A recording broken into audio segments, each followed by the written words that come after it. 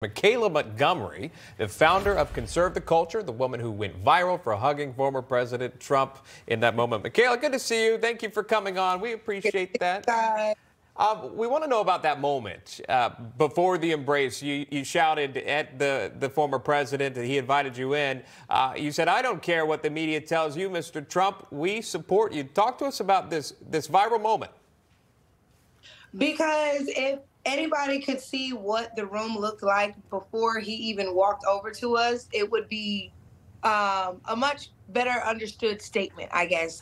When I said that I don't care what the media says, we support you, the media will definitely have you thinking that if he were to show up to our neighborhood or our community or even to our HBCUs, that an angry mob of some sort would form or a riot would ensue because we just hate him so much. And clearly the sentiment in that room was the complete opposite. Everybody there was happy and excited to see him.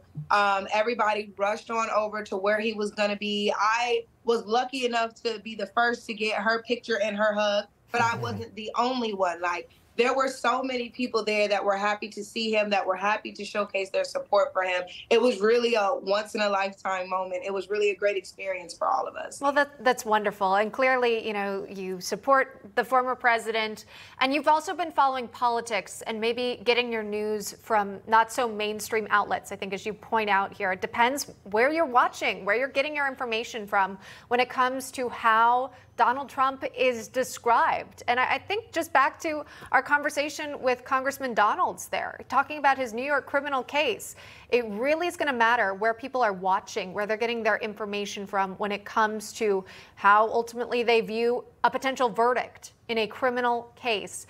Talk to us about that, considering we're in an election cycle. Michaela, how are young voters getting their news? Young voters, unfortunately, are looking more towards social media for their news, more specifically our urban outlets like our shade rooms, our spiritual words, our baller alerts, our gossips. So because of such, unfortunately, some of those outlets can be pretty biased. And unfortunately and luckily for my students, they were able to see this in real time. Nobody there all of a sudden got excited to see Trump because he bought chicken sandwiches and milkshakes. Everybody there was already excited to see Trump for their own reasons. So with that being said, for them being able to see how the media just completely spun that and how the media has so much power to warp a narrative so that they could portray us as fools rather than people who made a logical decision and decided to support somebody other than Joe Biden. Do you think that media is honest about black voters and not supporting Donald Trump?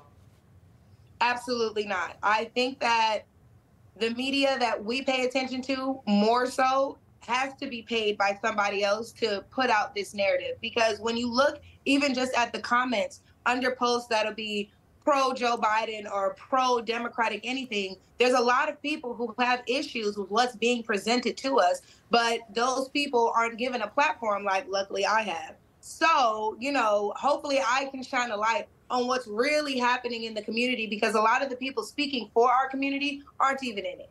Yeah. Plus the fact that it just comes down to all Americans, right? Did your dollar go farther when Donald Trump was in office? Was gas more affordable? Absolutely. These aren't complex issues. And quite frankly, it doesn't matter what race you are. You're impacted by it. Mm-hmm. Everybody, regardless if you're black, white, purple, green, brown, has been impacted by inflation. People of multiple colors, races, ethnic backgrounds are affected by student loans. People all over the world, or all over the United States, are affected by unemployment. People all over the world can feel these effects, and especially when it comes to the HBCU students that I work closely with, they're at that age now where they understand that their dollar isn't going that far. They're old enough to have be able to notice the difference between how things were when Trump was president and how things are now that Joe Biden is president. And a lot of people, specifically my students, I'm just speaking to the folks that I talk to every day, are disappointed in how their president promised them this great new way of life and how every problem was going to get fixed. And in fact, it seems like he made everything worse.